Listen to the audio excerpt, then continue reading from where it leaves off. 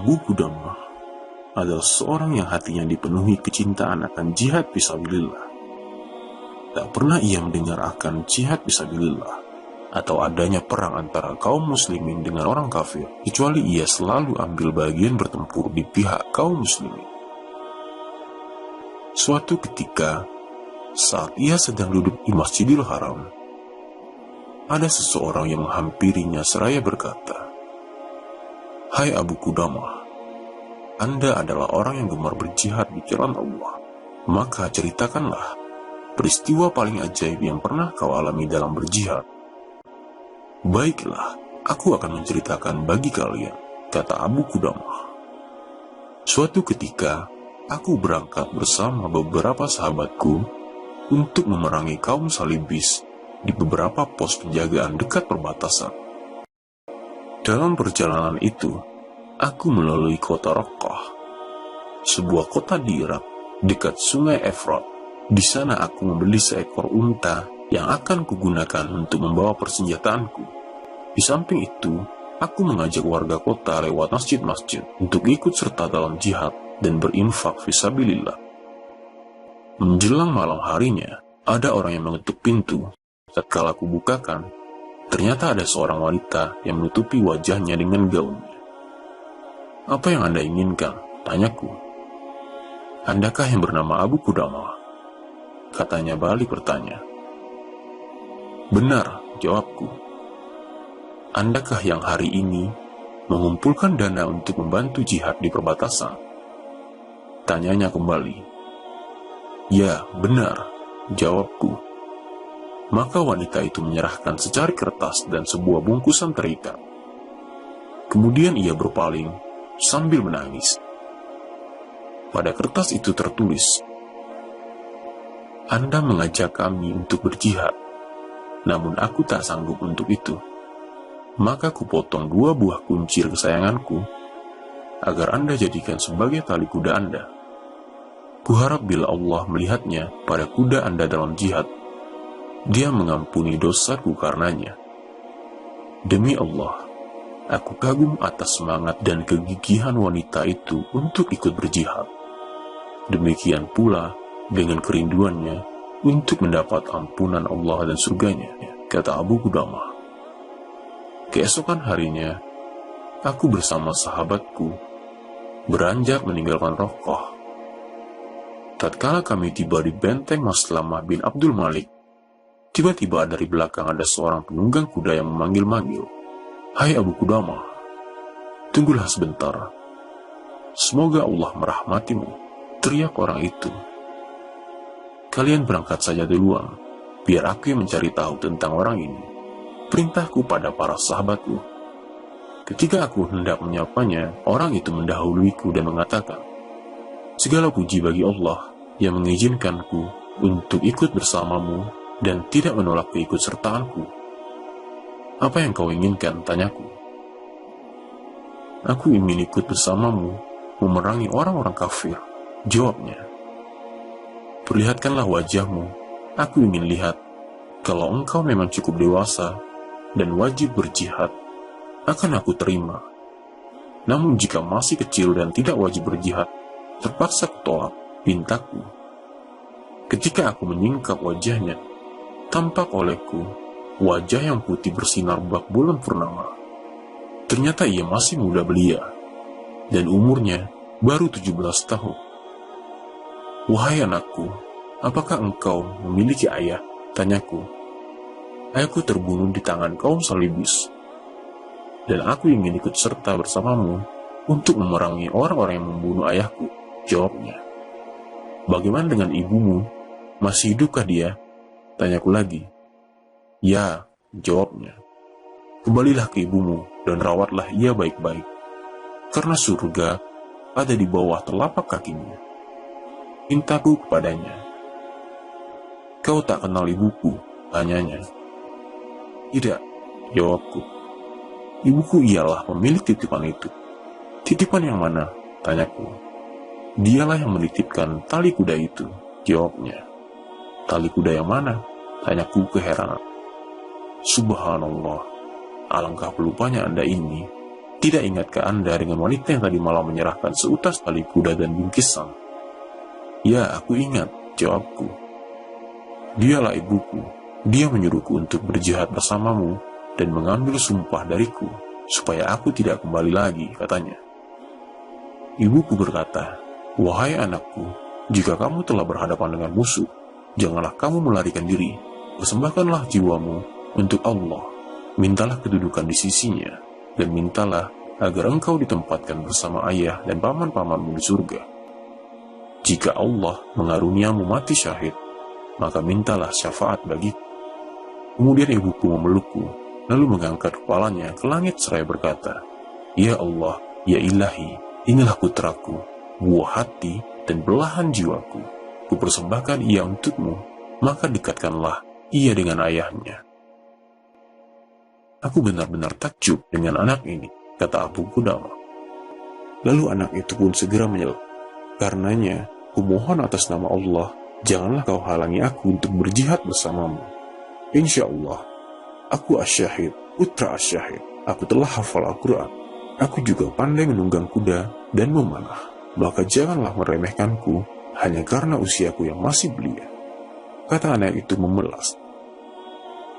Setelah mendengar uraiannya, aku tak kuasa melarangnya, maka aku sertakanlah ia bersamaku. Demi Allah, ternyata tak pernah kulihat orang yang lebih cekatan darinya. Ketika pasukan bergerak, dialah yang tercepat. Ketika kami singgah untuk beristirahat, dia yang paling sibuk mengurus kami. Sedang lisannya tak pernah berhenti dari zikrullah sama sekali. Kemudian kami pun singgah di suatu tempat dekat pos perbatasan. Saat itu matahari hampir tenggelam, dan kami dalam keadaan berpuasa. Maka ketika kami hendak menyiapkan hidangan untuk berbuka dan makan malam, bocah itu bersumpah atas nama Allah bahwa ialah yang akan menyiapkannya. Tentu saja kami melarangnya, karena ia baru saja kecapean selama perjalanan panjang tadi. Namun bocah itu bersikeras untuk menyiapkan hidangan bagi kami. Lama kami beristirahat di suatu tempat, kami katakan padanya, menjauhlah sedikit agar asap kayu bakarmu tidak mengganggu kami. Maka bocah itu pun mengambil tempat yang agak jauh dari kami untuk masak. Kan tetapi bocah itu tak kunjung tiba. Mereka merasa bahwa ia agak terlambat menyiapkan hidangan. Hai Abu Qudamah, tungguilah bocah itu. Ia sudah terlalu lama memasak. Ada apa dengannya? Pinta seseorang kepadaku. Lalu aku bergegas menemuinya. Maka aku dapati bocah itu telah menyalakan api unggun dan memasak sesuatu di atasnya. Tapi karena terlalu lelah, ia pun tertidur sambil menyandarkan kepalanya pada sebuah batu. Melihat kondisinya yang seperti itu, sungguh demi Allah, aku tak sampai hati mengganggu tidurnya. Namun aku juga tak mungkin kembali kepada mereka dengan tangan hampa, karena sampai sekarang kami belum menyantap apa-apa. Akhirnya kuputuskan untuk menyiapkan makanan itu sendiri. Aku pun mulai meramu masakan dan sembari menyiapkan masakan. Dan sekali aku melirik bocah itu. Suatu ketika terlihat olehku bahwa bocah itu tersenyum. Lalu perlahan senyumnya semakin melebar, dan mulailah ia tertawa kegirangan. Aku merasa takjub melihat tingkahnya tadi. Kemudian ia tersentak dari mimpinya dan terbangun. Ketika melihatku menyiapkan masakan sendirian, ia tampak gugup dan buru-buru mengatakan, Paman, maafkan aku. Nampaknya aku terlambat menyiapkan makanan bagi kalian. Ah, tidak. Kamu tidak terlambat, jawabku. Sudah, tinggalkan saja masakan ini. Biar aku yang menyiapkannya. Aku adalah pelayan kalian selama jihad, kata bocah itu. Tidak, sahutku. Demi Allah, kau tak kuizinkan menyiapkan apa-apa bagi kami, sampai kau ceritakan padaku apa yang membuatmu tertawa sewaktu tidur tadi. Keadaanmu sungguh mengherankan. Paman, itu sekedar mimpi yang kulihat sewaktu tidur, kata si bocah itu. Mimpi apa yang kau lihat? Sudahlah, tak usah bertanya tentangnya. Ini masalah pribadi aku dengan Allah, sahut bocah itu. Tidak bisa, kumohon atas nama Allah agar kamu menceritakannya, pintaku. Paman, dalam mimpi tadi, aku melihat seakan berada di surga. Kudapati surga itu dalam segala keindahan dan keagungannya, sebagaimana yang Allah ceritakan dalam Al-Quran. Sembari aku jalan-jalan di dalamnya dengan tergagum-gagum, tiba-tiba tampaklah olehku sebuah istana megah yang berkilauan dindingnya dari emas dan perak, dan terasnya dari mutiara dan batu permata, dan gerbangnya dari emas. Di teras itu ada tirai-tirai yang terjuntai. Lalu perlahan, tirai itu tersingkap dan tampaklah gadis-gadis belianan cantik jelita. Wajah mereka bersinar bak rembulan. Kutatap wajah-wajah cantik itu dengan penuh kekaguman. Sungguh, kecantikan yang luar biasa, gumamku. Lalu muncullah seorang gadis lain yang lebih cantik dari mereka. Dengan telunjuknya, ia memberi isyarat kepada gadis yang ada di sampingnya, seraya mengatakan, inilah calon suami Al-Mardiyah. Ya, dialah calon suaminya. Benar, dialah orangnya. Aku tak paham siapa itu Al-Mardiyah. Maka aku bertanya kepadanya, "Kamukah Al-Mardiyah?" "Aku hanyalah satu di antara dayang-dayang Al-Mardiyah," katanya. "Anda ingin bertemu dengan Al-Mardiyah?" Tanya gadis itu. "Kemarilah, masuklah ke sini. Semoga Allah merahmatimu," serunya. Tiba-tiba kulihat di atasnya ada sebuah kamar dari emas merah. Dalam kamar itu ada dipan yang bertahtakan permata hijau, dan kaki-kakinya terbuat dari perak putih yang berkilauan, dan di atasnya seorang gadis belia dengan wajah bersinar laksana surya. Kalaulah Allah tidak memantapkan hati dan penglihatanku, niscaya butalah mataku dan hilanglah akalku, karena tak kuasa menatap kecantikannya. Tatkala ia menatapku, ia menyambutku seraya berkata, "Selamat datang, hai wali Allah dan kekasihnya. Aku diciptakan untukmu, dan engkau adalah milikku." Mendengar suara merdu itu, aku berusaha mendekatinya dan menyentuhnya. Namun sebelum tanganku sampai padanya, ia berkata, "Wahai kekasihku dan tambatan hatiku, semoga Allah menjauhkanmu dari segala kekejian. Urusanmu di dunia masih tersisa sedikit. Insya Allah, besok kita bertemu selepas asar." Aku pun tersenyum dan senang mendengarnya. Abu Qudamah melanjutkan, usai mendengar cerita indah dari si bocah tadi, aku berkata kepadanya, "Insya Allah, mimpimu merupakan petanda baik." Lalu kami pun menyantap hidangan tadi bersama-sama, kemudian meneruskan perjalanan kami menuju pos perbatasan. Setibanya di pos perbatasan, kami menurunkan semua muatan dan bermalam di sana. Keesokan harinya, setelah menunaikan sholat fajar, kita pun bergerak ke medan pertempuran untuk menghadapi musuh. Sang komandan bangkit untuk mengatur barisan. Ia membaca permulaan surat Al-Anfal. Ia mengingatkan kami akan besarnya pahala jihad fisabilillah dan mati syahid.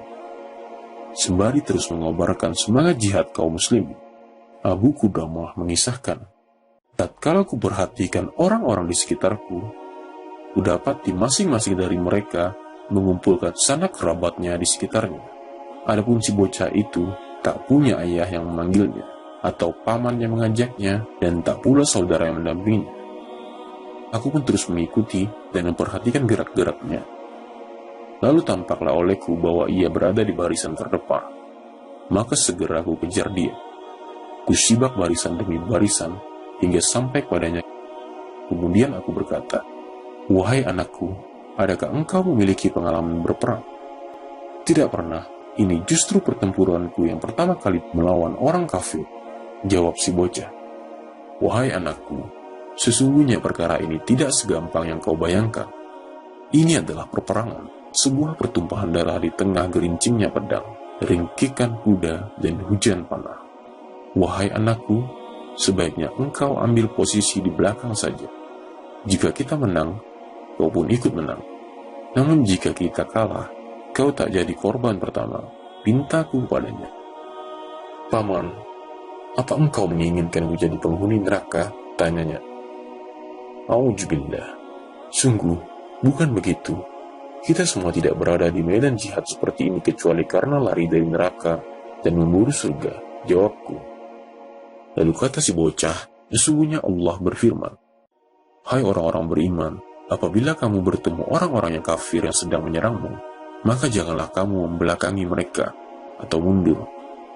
Barang siapa yang membelakangi mereka di waktu itu, kecuali berbelok untuk siasat perang, atau hendak menggabungkan diri dengan pasukan lain, maka sesungguhnya orang itu kembali membawa kemurkaan dari Allah, dan tempatnya ialah neraka jahanam, dan amat buruklah tempat kembalinya itu. Quran Surah Al-Anfal ayat 15 dan 16. Adakah paman menginginkan aku berpaling, membelakangi mereka sehingga tempat kembaliku adalah neraka?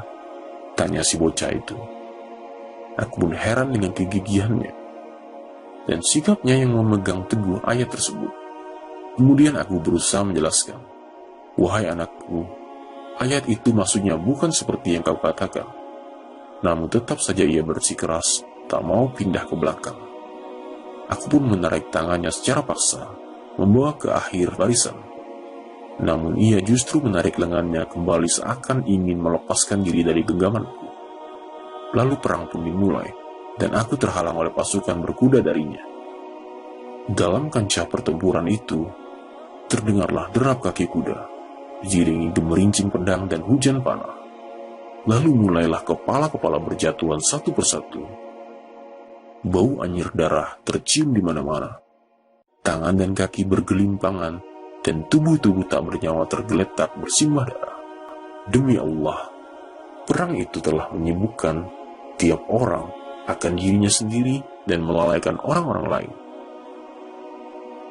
Sabetan dan kilatan pedang di atas kepala yang tak henti-hentinya menjadikan suhu memuncak, seakan-akan ada tungku tanur yang menyala di atas kami.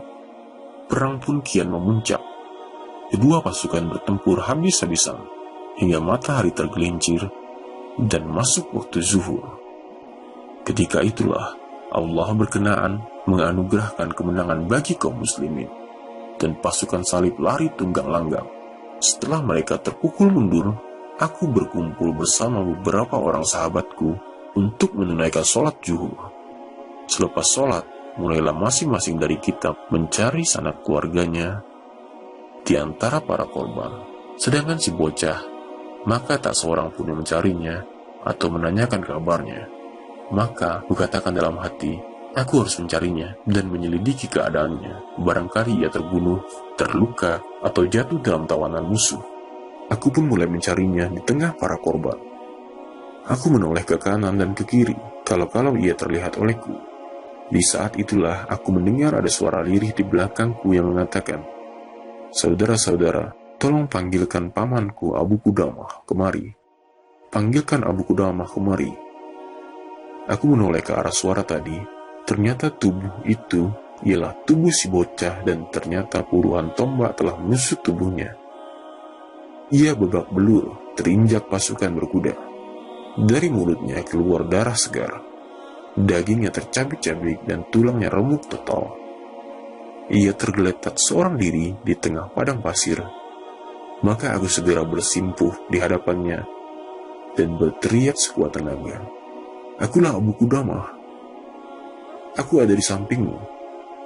Segala puji bagi Allah yang masih menghidupkanku hingga aku dapat berwasiat kepadamu. Maka dengarlah baik-baik wasiatku ini, kata si bocah. Abu Qudamah mengatakan, sungguh demi Allah, tak kuasa menahan tangisku. Aku teringat akan segala kebaikannya, sekaligus sedih akan ibunya yang tinggal di Rokoh.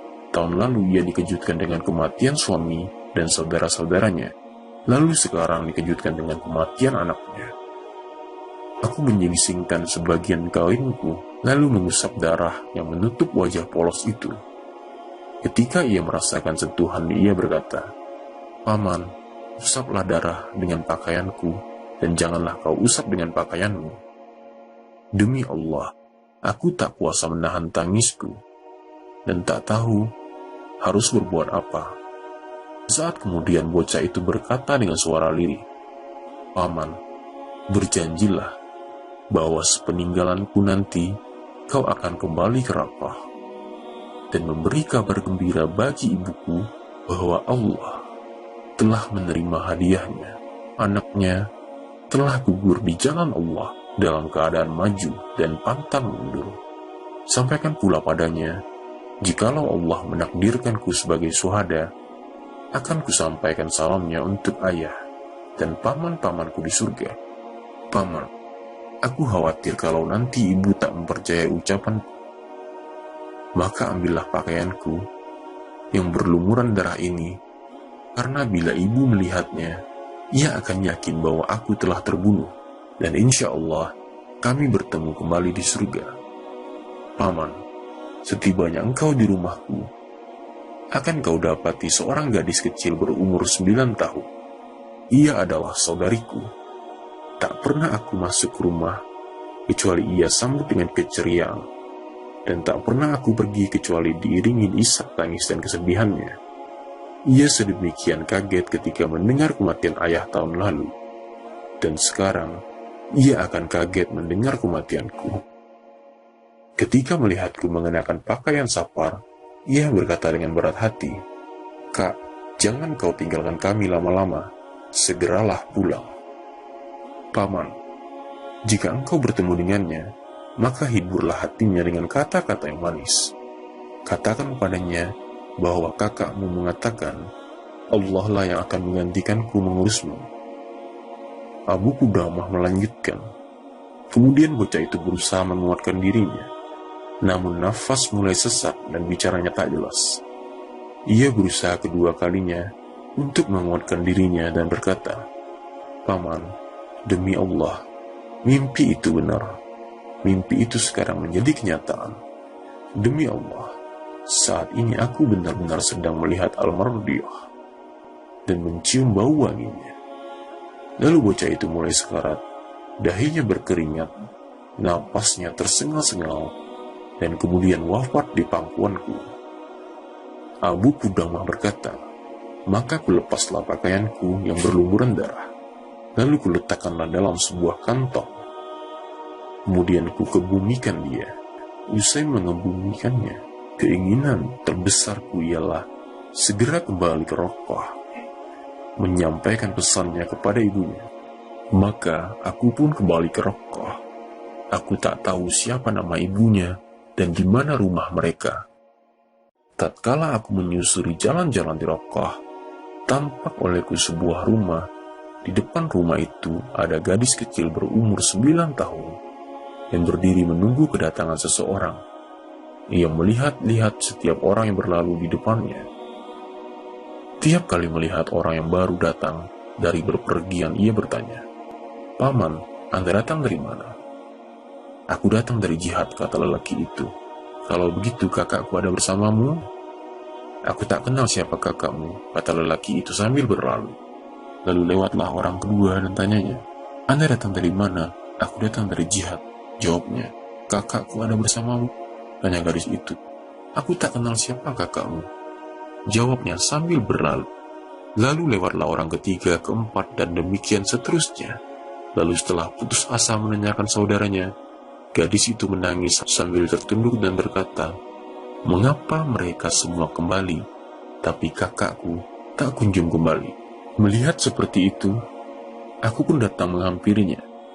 Ketika ia melihat bekas-bekas sapar padaku dan kantong yang kubawa, ia bertanya, Paman, Anda datang dari mana?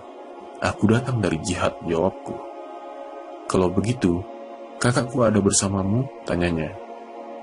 Di manakah ibumu? Tanyaku. Ibu ada di dalam rumah, jawabnya. Sampaikan kepadanya agar ia keluar menemuiku, perintahku kepadanya. Ketika perempuan tua itu keluar, ia menemuiku dengan wajah tertutup gaun. Ketika aku mendengar suaranya dan ia mendengar suaraku, ia bertanya, Hai Abu Qudamah, engkau datang hendak berbela sungkawa atau beri kabar gembira? Maka tanyaku, semoga Allah merahmatimu. Jelaskan padaku, apa yang kau maksud dengan bela sungkawa dan kabar gembira itu? Jika kau hendak mengatakan bahwa anakku telah gugur di jalan Allah dalam keadaan maju dan pantang mundur, berarti engkau datang membawa kabar gembira untukku, karena Allah telah menerima hadiahku yang telah kusiapkan untuknya sejak 17 tahun silam. Namun jika engkau hendak mengatakan bahwa anakku kembali dengan selamat dan membawa ghanimah, berarti engkau datang untuk berbelasungkawa kepadaku, karena Allah belum berkenaan menerima hadiah yang kupersembahkan atasnya, ujar si perempuan tua. Maka kataku, kalau begitu, aku datang membawa kabar gembira untukmu. Sesungguhnya anakmu telah terbunuh fisabilillah dalam keadaan maju dan pantang mundur. Ia bahkan masih menyisakan sedikit kebaikan, dan Allah berkenan untuk mengambil sebagian darahnya hingga ia ridho. Tidak, kurasa engkau tidak berkata jujur, kata ibu sembari melirik pada kantong yang kubawa. Sedang putrinya menatapku dengan seksama. Maka kukeluarkanlah isi kantong tersebut. Kutunjukkan kepadanya pakaian putranya yang berlumuran darah. Nampak serpihan wajah anaknya yang berjatuhan dari kain itu, diikuti tetesan darah yang tercampur beberapa helai rambut. Bahkan ini adalah pakaiannya, dan ini surbannya, lalu ini gamisnya yang kau kenakan pada anakmu sewaktu berangkat berjihad. Allahu Akbar, teriak si ibu kegirangan. Adapun gadis kecil tadi, ia justru berteriak histeris, lalu jatuh terkulai dan tak sadarkan diri. Tak lama kemudian, ia mulai merintih. Sang ibu merasa cemas. Ia bergegas masuk ke dalam mengambil air untuk putrinya. Sedang aku duduk di samping kepalanya mengguyurkan air kepadanya. Demi Allah, ia tak sedang merintih. Ia tak sedang memanggil-manggil kakaknya. Akan tetapi ia sedang sekarat. Napasnya semakin berat, dadanya kembang kempis. Lalu perlahan rintihannya terhenti. Iya, gadis itu telah tiada. Setelah putrinya tiada, ia mendekapnya, lalu membawanya ke dalam rumah dan menutup pintunya di hadapanku. Namun sayup-sayup terdengar suara dari dalam. Ya Allah, aku telah merelakan kepergian suamiku, saudaraku, dan anakku di jalanmu. Ya Allah, kuharap engkau meridhoiku dan mengumpulkanku bersama mereka di surgamu. Abu Qudamah berkata, maka ku ketuk pintu rumahnya dengan harapan ia membukakan. Aku ingin memberinya sejumlah uang atau menceritakan kepada orang-orang tentang kesabarannya hingga kisahnya menjadi teladan. Akan tetapi sungguh ia tak membukakanku maupun menjawab seruanku. Sungguh demi Allah, tak pernah kualami kejadian yang lebih menakjubkan dari ini, kata Abu Qudamah mengakhiri kisahnya. Lihatlah bagaimana si ibu mengorbankan segala yang ia miliki demi menggapai kebahagiaan ukhrawi. Ia perintahkan anaknya untuk berjihad fisabilillah demi keridhaan ilahi. Maka bagaimanakah nasib para pemalas seperti kita? Apa yang telah kita korbankan demi keridhaannya?